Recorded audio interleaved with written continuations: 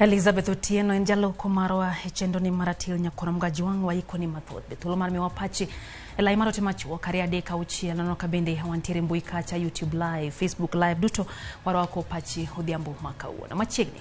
Nyinga Lydia Okeyo. Jatend migao mararita mapacho ka Kithure Kindiki yomedo kwero ng'anyo makoro chan tim gi kweth mar Azimio la Umoja One Kenya Alliance pacho ka mano mar kwero pek mar ngima.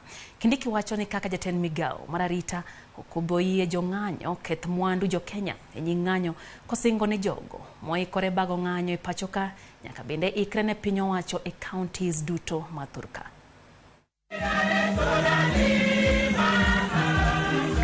Jatend migao mararita mapacho ka Kithure Kindiki onyiso ng'ata mabiro riwore ng'anyo mochan tim chieng' tich adek, tich ang'wen kod tich abich ni gibiro moto e badgi. I am ready for you. We are ready for you. Not just in Nairobi. In all the 47 counties of the Republic of Kenya, we are ready. And because I have seen some of you think we are kidding, try looting, try disturbing other Kenyans, try. You will live to regret for a very, very long time.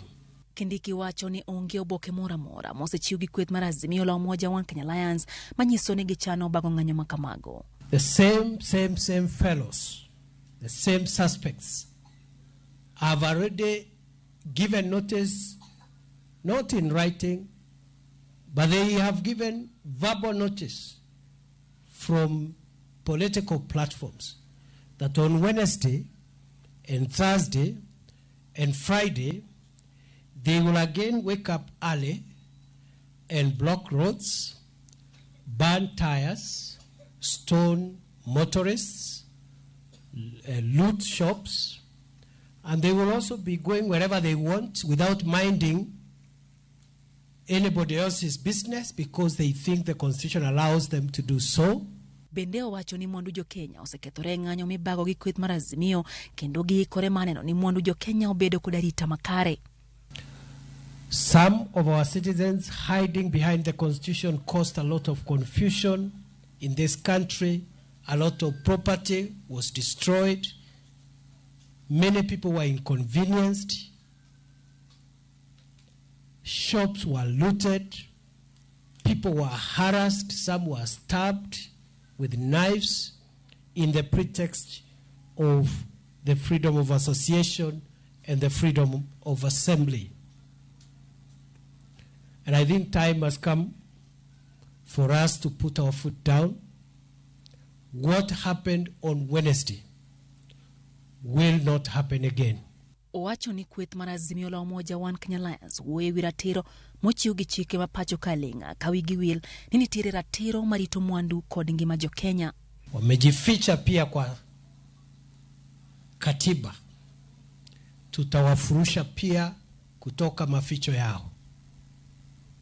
We'll smoke people hiding under the Constitution to commit crimes, to hurt other people, to paralyze businesses of innocent people who wake up every day to try and make a living for their children. And when we are doing this, we are not stifling democracy, we are not stifling free speech, we are not interfering with political association. Oseo moko kuom jotelo machon mowacho ni siro ng'anyo mag Azimio la Umoja One Kenya Alliance. The retired senior state officers must live like retired senior state officers, and they must respect the law of our country and respect the current holders of office. So wasituone kama sisi ni wajinga, tumewasamea, lakini haiwezekani ati mtu akiwa pale nje ndio anatoa pesa ya kuenda kulipa vijana kuvuruga serikali. Mimi sijataja mtu. Kindiki wacho ni pinyo wacho kotamo ganda jo Kenya goyo siasa kata kamano rombe makelo kethruok pinyo wacho ok biye.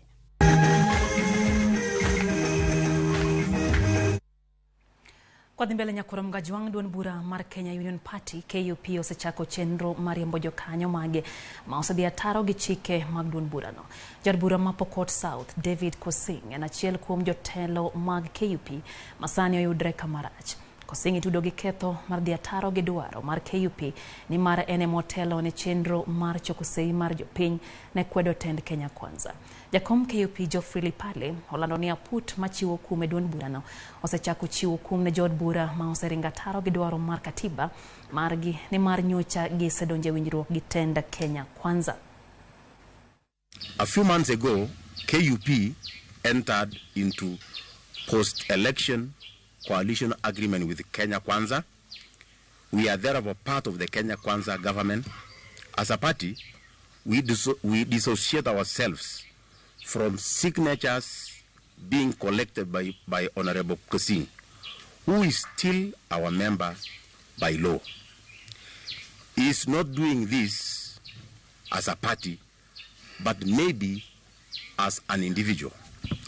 We therefore urge all KUP members in the country and also within West Pokot to ignore signatures collection by Honorable Kosing. The party has not sanctioned such a move. Ikiwa yeye ametofautiana na sisi kwa ajili ya kusema hawezi kuungana na chama hiki cha Kenya Kwanza, basi sisi hizo tutahandle, sisi wenyewe tutahandle ndani ya chama. Kapodwang'io mago mag siasa nyakoro mgajuang ng'anyo ma osebedo ka ibago kod jo Azimio la Umoja One Kenya Alliance medo kelo liet e thurka liet mar siasa ka piny owacho omoe gi piny ni onge ng'anyo machielo mabiro timore to jo Azimio bende oramo ne gidhi nyime kod ng'anyo kochakore tich adek nyaka tich abich. Penjo koro en ni to en ng'a mabiro go bade piny mondo liet mar siasa okue e pacho ka. George Bati miwaler. Kata obedo ni kidieny mar 37 mar pend chik mathurka oyango malong'o ratich oganda ewi kaka ginyalo chwalo ng'ur margi koting'o bago ng'anyo mamuol. Amen mar wach kind josiasa koro muoch e kind jotelo e wach ng'anyo ka jatend piny William Ruto ramo ni onge ng'anyo machielo madhi timore pacho ka, to jo Azimio to koni Ruto okeyo firi ma ikwayo rusa ewi ratiro ma katiba omiyo jopiny. Mimi nataka niwaambie maandamano haiwezi tena kufanyika katika hii taifa letu la Kenya. Hiyo wanasema Wednesday, hiyo wanasema sijui lini, hiyo maandamano haiwezekani. Haiwezekani. By Kenyans demonstrating, they are simply exercising their constitutional right. And this they will do next week on Wednesday, on Thursday, on Friday, and even beyond. Jopinyo kudwa rusa kum Ruto, teko martamo ji ni Ruto wacho ogokore ni anatamra ni okubi wuoko tamre gi teko mane. Ogai mar Azimio Raila Odinga kokalo andika to ramo ni gibiro dhi nyime kod ng'anyo kaka ne gisechano kendo ni ok gibi ywa ng'ich kaluwore kod buok ma piny owacho buogigo. Singo Raila ni onge ringo biro e kinde ma jalup jatend piny Rigathi Gachagua to umoye piny ni ngang' ok gibi yie tim ma Raila usikogo mar temo mino bad piny owacho ka jatend kweth manoke od bura mamalo kendo jaod bura ma Ugunja Opiyo Wandayi okoni lot mar pek mar ngima marewo jopiny emomiyo giwuok oko ma okamen e kind Raila kod jatend piny William Ruto. The issue of Raila blackmailing the people of Kenya must be sorted once and for all. And this blackmail, this is the last time he is attempting. It will not work. We will not allow him. The current dispute in the country is not between Ruto and Raila. It is between Ruto and the people of Kenya who have felt cheated. E kinde ma jatend piny William Ruto okone oikore rakore kod joma chano bago ng'anyo, jaod bura manyando Jared Okelo onyiso jatend piny ni oikre ne duoko penjo poni gimoro amora otimo Raila Odinga kata bed mana ni athung'a emogoye. Hiyo barabara umeenda, mimi nataka nikuhakikishie, mimi niko na wewe macho kwa macho, tutakutana. Anything that will happen to Raila, up to and including but not limited to catching cold, attacked by flu, we will have to take the blame at the square doorstep of William Samoei Ruto. Raila Odinga to lieko ni sirikal osichugo kweth moro mar obila ma ok ni kod paro maber gi jo Kenya madhi e ng'anyo. Ka koro bad riwruok mar pinje e piny mangima mochung' ne ratich oganda mong'ere kaka United Nations Human Rights okoni gidwaro ni otim twak ma uyanga ewi midhiero mar uchumi kod ng'ur e weche mag siasa mondo manyo mabiro kelo ber ne jo-Kenya duto. Jalup jatend piny Rigathi Gachagua wuok tung' mosuo gi dwaro moro amora matemo lombogi mondo gigwel Raila e twak. We shall not give in to blackmail and let the advisors ambao wanazunguka sisi kujaribu kutuambia ati tuongee na yeye ati apoeshwe. Anapoeshwa yeye kwani ni mtoto? E kindeno, jatend Wiper Kalonzo Musyoka onyiso gai mar obila Japhet Koome ni oikre ne ting'o remb jo-Kenya ma biro tho e lwet obila e kinde mag ng'anyo. Mwenye mamlaka ikiwa ni juu ya timu ya polisi ambao wanaua wananchi kwa kupiga risasi kama swara, yule ambaye ametoa hiyo amri ndiye atakuwa held responsible, and of course individual responsibility as well. Kakoro weche mag ng'anyo medo nyiso pogruok e kind josiasa ma pachoka, kendo riwruok mar pinje e piny mangima bende koro osegolo dwondgi ka gidwaro ni jotelo omany winjruok e kindgi. Penjo ma jopiny rito duoko mare en ni to en kweth mane mabiro rie badgi kendo yawo dhod lalruok mar manyo kwe mosiko e kind josiasa ma pachoka. George Bati, Ramogi TV. Okang' mar piny owacho duoko nengo petrol piny kod otongla boro medo nyuolo paro mopogore kowuok kuom jo-Kenya ka okang' ma kamano no biro bang' medruok e nengo mar mwanduno kod Sh13 lita ka lita e giko mar dwe mokalo. Mana ka jafwambo marwa Edwin Okoth leronwa pogruok e nengo mar diesel kod mauta taya bende koro nyalo medo wich bar ne jopiny kata ne piny owacho ka koro jouso moko tiyo kod yore maricho e medo hala. Bang' medo nengo petrol kod Sh13 lita ka lita jumbe 2 mokalo, piny owacho koro ne oduoko nengo mwanduno piny kod otongla boro gi ndururu kende. Okang' ma jogo matiyo kod mwanduno seyo. Sani fuel kende Sh197 mondo ekiriemba piko. Koro gima penjraga ni to koro kiyudo customer momi Sh100 idwaga chopo kode kure, to kata kigo fuel mar 100 idwa chopo kode kanye. Gima da kwa sirikal ni omanye kaka onyalo wuoyo gi jopiny maber to duoke ngima bende piny, nikech dhok magi wuoyo kata gik magi wacho malo kacha kaka wan jopiny wawinjo ok morwa. Jatelo wacha gima obire pache oko dewo kata nani jok man piny kuondegi kaka aslas mane giwacho kaka tinde ni nadi kwa sirikandwa maru skano mno yiero ni ka giyie to gipunguza no giwachne gidwa konyo wan kaka wan johala wan aslas. Wayudo ni wan makoro sani wainyre kabisa. Iyudo kaka sani kirango sani joma sani travel jitin gimomi jitin transport oidho ji kaka ji dhano nyalo timre sani onge. Duol matayo nengo modhi nyamburko kod teko stima EPRA ne olando lokruok e nengono katiyo kod osuru mar VAT e 16%, kata beni do ne ochungo okang' mar medo osuruno. EPRA ne okoloko nengo mar diesel ma pod iuso Sh176 gotongla 6 lita ka lita, ka mauta mar taya to ne oduok piny kod Sh3 gotongla 6. Kane pok olok nengono, pogruok e kind nengo mar diesel lita 1 kod mauta mar taya ne en Sh6 gotongla 3. E nengo masani, pogruok ma kamano en Sh10. Kanyo bende nitiere wach. E thuolo mar jumbe 2 mosekalo, EPRA osegoyo fwai kata loro kuonde 18 ma iuse mauta ka itudogi kod uso diesel kata petrol monywand kod mauta mar taya. 13 kuomgi ne olor ka 5 ne ogolo fwai. Njorono ema ne omiyo piny owacho medo Sh18 lita ka lita mar mauta mar taya higni 5 mokalo mondo pogruok e kind nengo mauta kod diesel obed malach. Medruok e nengo mag modhigo osekelo medruok e nengo mag wuoth e kind mwandu mamoko, kama bende bura manochwal e nyim doho mane dwaro ni jata tije mar EPRA omaki kuom medo nengo e tok chik pok owinji. Edwin Okoth, Ramogi TV, Nairobi. Gavana ma Nairobi Johnson Sakaja odok ne paro mar chik mar omenda ma piny owacho mare opedho mondo mi ojiw choko mar osuru. Sakaja wacho ni kata doko ni paro mar chik no en mar jiwo dongruok ma Nairobi pod nitiere thuolo mar kawo pacho ganda. Sakaja wacho ni chenro mar tiyo gi yo manyasani choko mar osuru bende biro konyo e jiwo yuto mar county. It's all in a bid to make the city more business friendly, pro-business, and to support young enterprise. We've put in money for the business fund, a biashara fund that we want to be able to start implementing. We've started with some seed money. We hope we'll work with the financial intermediaries so that we can de-risk the interest and the risk of it. But the banks are the ones that will give people money. You know, you can't budget for an entire 5 billion shillings. We've put a lot of money in our school feeding program, Dish in a county, 1.7 billion, 500 to complete the facilities that hadn't been completed. That is kitchens in 5 constituencies. And then the 1.2 is for the daily subsistence, the subsidy on the food. Now, we've seen some people have gone to court with a very warped argument. I will not get into the details, but you know, I wonder what kind of a person can go to prevent a program that is transformative, that will help our children go to school.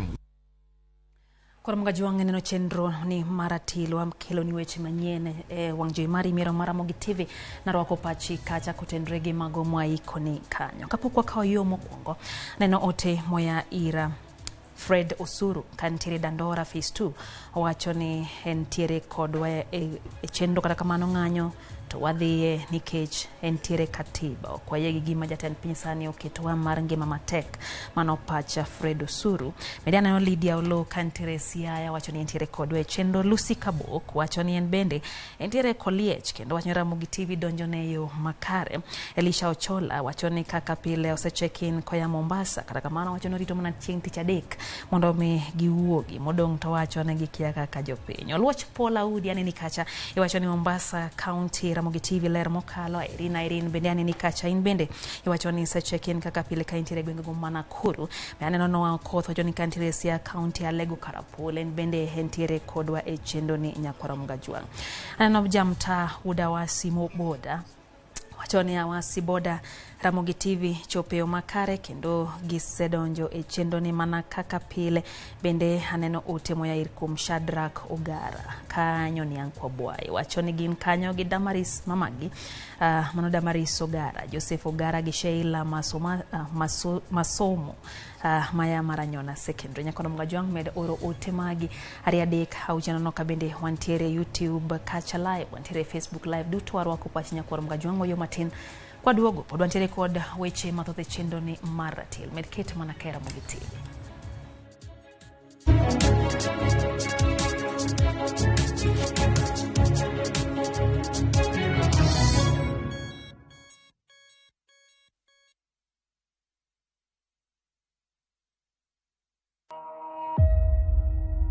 E piny matembe mako jot en bodruok mara ang'o misekilaro gi nya nyimine ariyo yudore ywaruok mar ot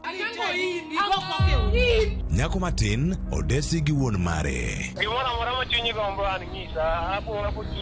nyako maduong' koro chalo magima ojwang'e kendo wich wil kode baba kata kwa pesa moro amora to komiya min gi kata kamano temo matek mondo oket nyige machalre ka koro wawe nyathi obedewa ene moduong' to matin ni dwaro ni ema mondo ikony ok nen na maber gik mane opondo koro yangore ler gik masewinjo oko kae isewinjo ang'o Jumapil ni ikri mar fwenyo gik mopondo e sinema mar hera kod andhoga Winam Cinema keloni kidieny mar ariyo mar Nyara saa 2:15 otieno.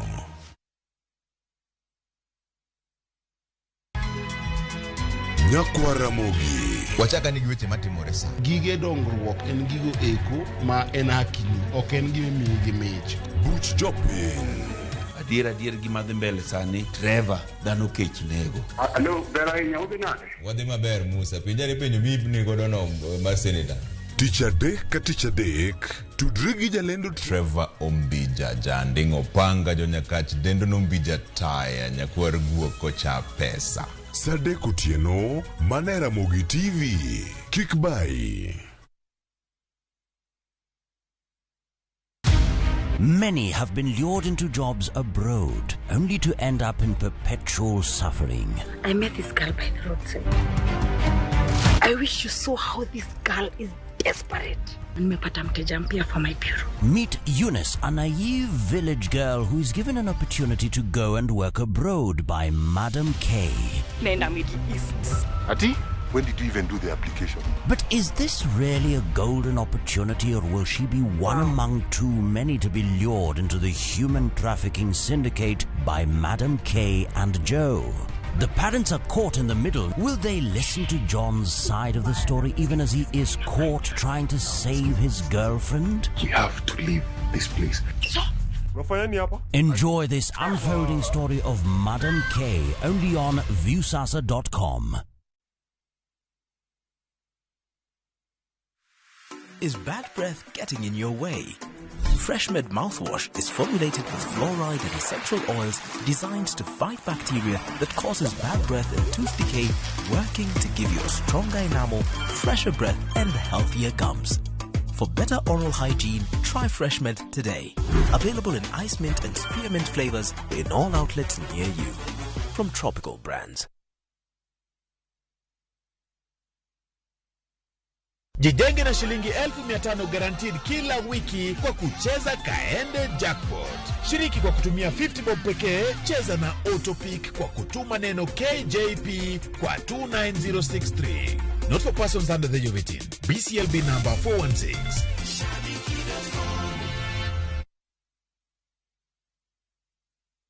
Usanium Investments presents the domain Kisumu along Kisumu Mambo Leo Miwani Tamak Road, starting from 399,000. SMS the word dollar to 20321 or call 0725 000 222.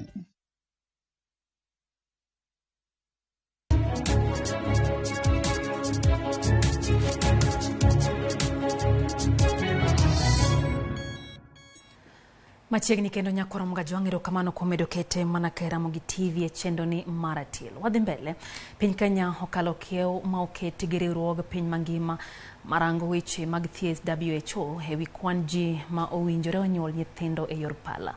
WHO koni ok owinjo piny okala 15% mar nyuol e yo makamano ka Kenya to sani ni 17% mar mine makoro konyore e yor pala. Report manyocha ogol gi nonro motim gi sirikal yango ni medruok mar mine manyuol e yorno ma dongere dendo ni CS medore. Judith Mondi ntiere kod ler mathoth.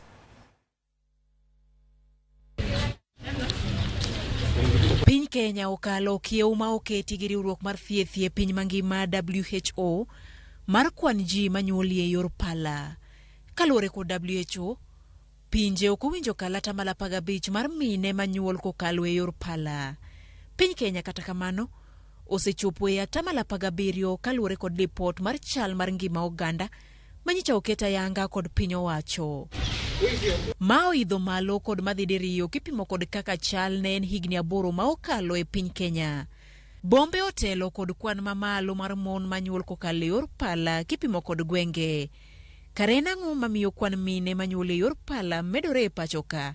Jalony Dr. Fredrick Ochenge koni thoth mine madhi e yor pala golo paro kata kapok laktar opuodho mondo migi nyuol kokalo e yor no. Ng'ato ka dwa nyuol e yo mar pala nyaka daktari ma chiw consent. But wayudo ni sani Kenya wa sani wayudo ka most mine kobiro hospital mar nyuol sama gichako biro e antenatal care clinic mostly gi prefer ni gidwa ni ginyuol e yo mar pala.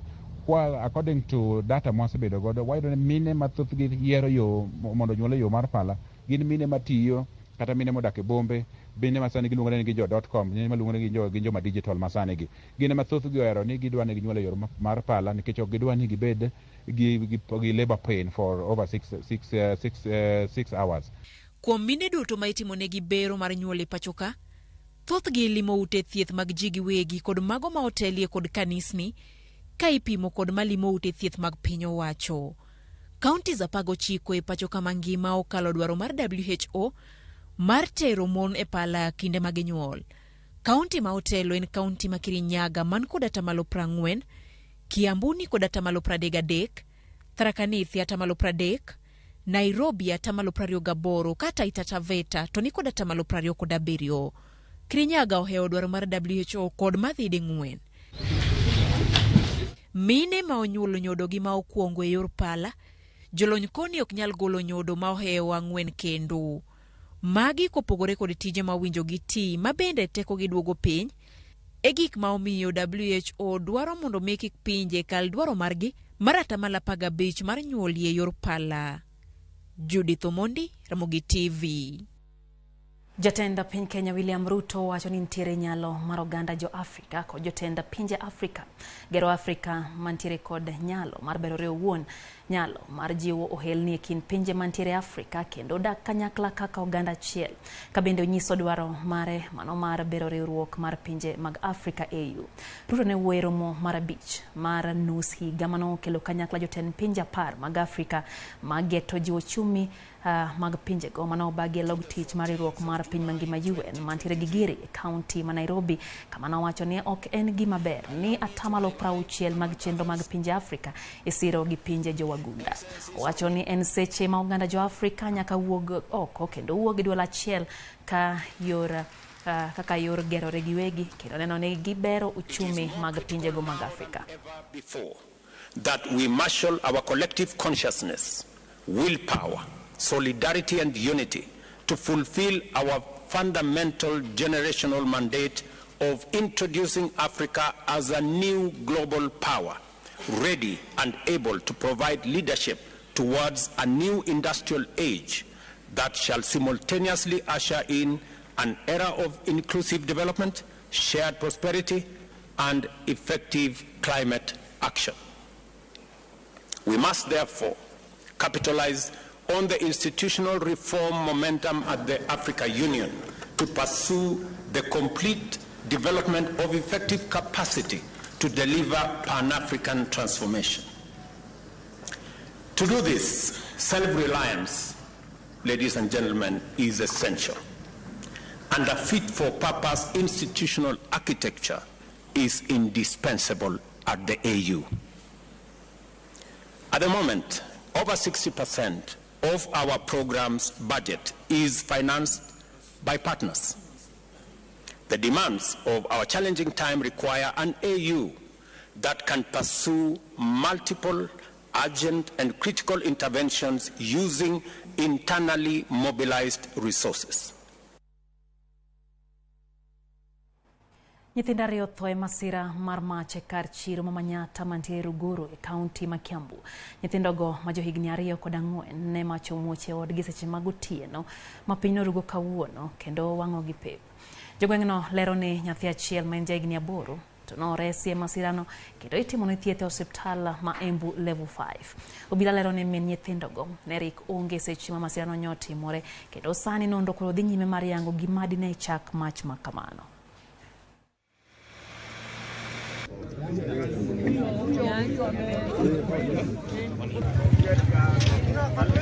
Mimi nikakimbia. Hiyo moto ilikuwa imeshika nyumba ya kwanza, alafu ikaanza kushika hiyo ingine yote laini ya kwanza. Sisi tukachukua mandoo na nini na maji tukaomba kwa neighbor, tukaanza kumwaga huyo maji na mpira tukachukua huko kwa Ndogo petrol station, na tumekasirika sana. Kama hiyo gari ilikuwa town Embu, ni dakika ngapi kufika hapa?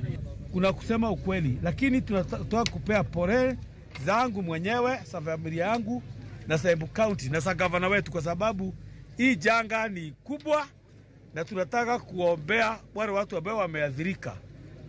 Mungu awe na wao na tutawasimama na wao wakati mgumu. Piny owacho kwa mondo mi oneni oganda mayudo omenda makony maya kuom piny owacho dwe ka dwe oyudo omendago. Ma en kaluwore gi mago mawachore ni moko kuom wede jogo ma igi oniang' imayo omenda gi familia maggi. Jaratije mar Ahadi Trust Kenya Stanley Kamau wacho ni osefwenyore ni omenda go kony joma owinjore gi konya ahinya to korgi ka gisekunore. Mami anyuola kod familia thoro geto mayo jogo ma hikgi oniang' omenda makamago. Mabiro mana juma achiel kende bang' jaduong' moro sub-location mag Githembe County, sub-county ma Kigumo nomonji ma omenda maromo shillings 8,000 manochul gi piny owacho. Ruoth ma gweng'no kwedo monj ma kamago ka gikwayo rawere mondo mi okony rito jodongo kar mayogi. Na hedi utwabia magani na matura turigira hetu strot ya 50 Githembe kwenda tuhudhire orders. This cash transfer that was given recently, it has created a lot of havoc, it has created trauma, it has created a lot of pain to some of our elderly persons in this country. It's a high time that we think about the security of the persons living with disability and the elderly in our society. It's very sad that we have young people who are harassing their parents, harassing their grandfathers, harassing their fathers, harassing their mothers because of the cash transfer. We need to come up with a system where this money can be distributed, if possible, every month without fail. When you give a lump sum amount of money to the elderly people, you are risking their lives, you are risking their dignity. Imeripotiwa kwangu na mzee mmoja ambaye pesa yake after kupewa aliporwa na vijana, lakini tunafuatilia kujua hao vijana ni wagani. Na pia ningependa kuchukua nafasi hii kuwaonya vijana tusikue watu wa kuhandaa wazee wetu. Kile kidogo wamepewa na serikali tuache na tuwapee heshima na tuwapee amani wakikitumia.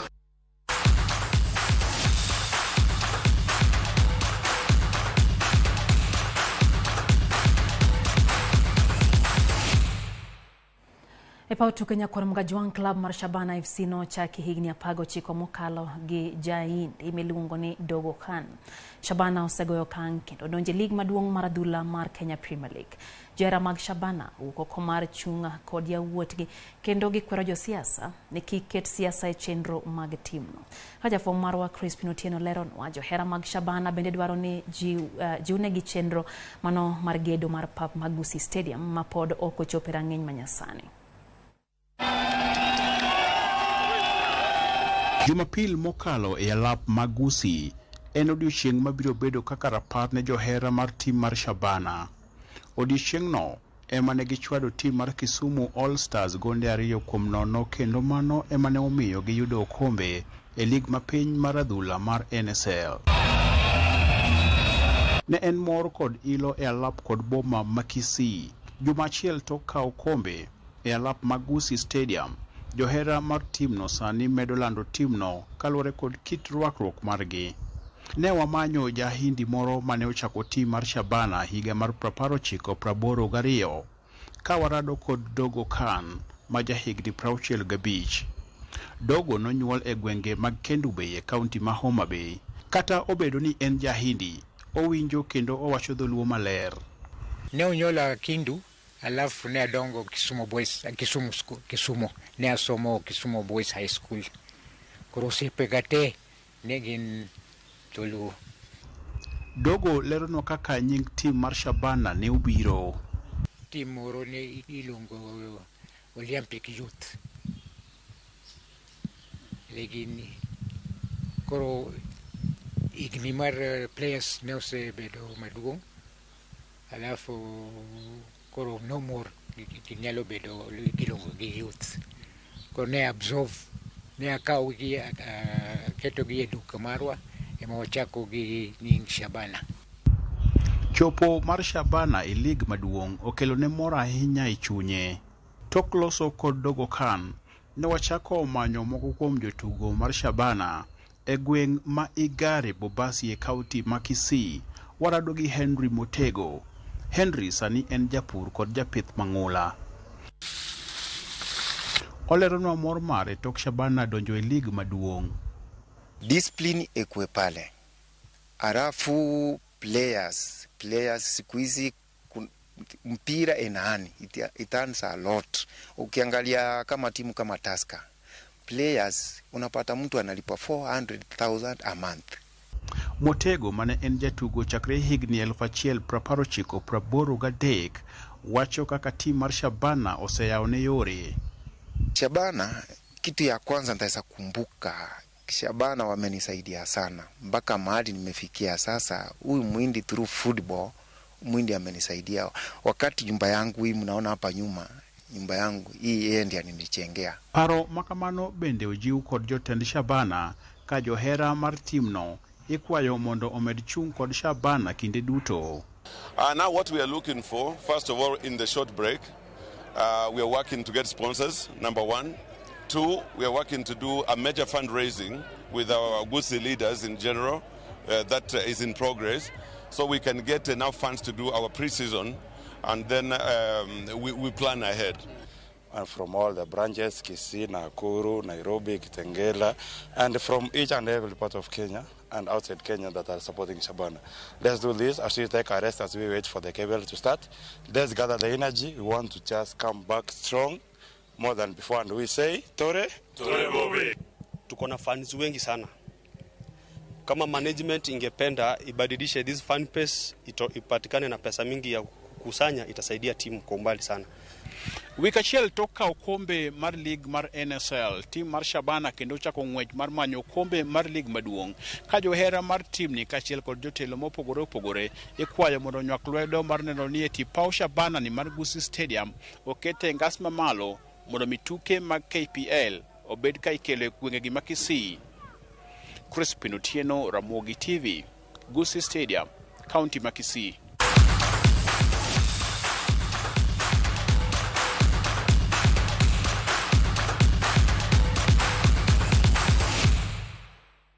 Gikanyo e mwatieke kidieny mokwongo nyakwara mga jwang kidieny mar chendo maratila nyisi ni wantiere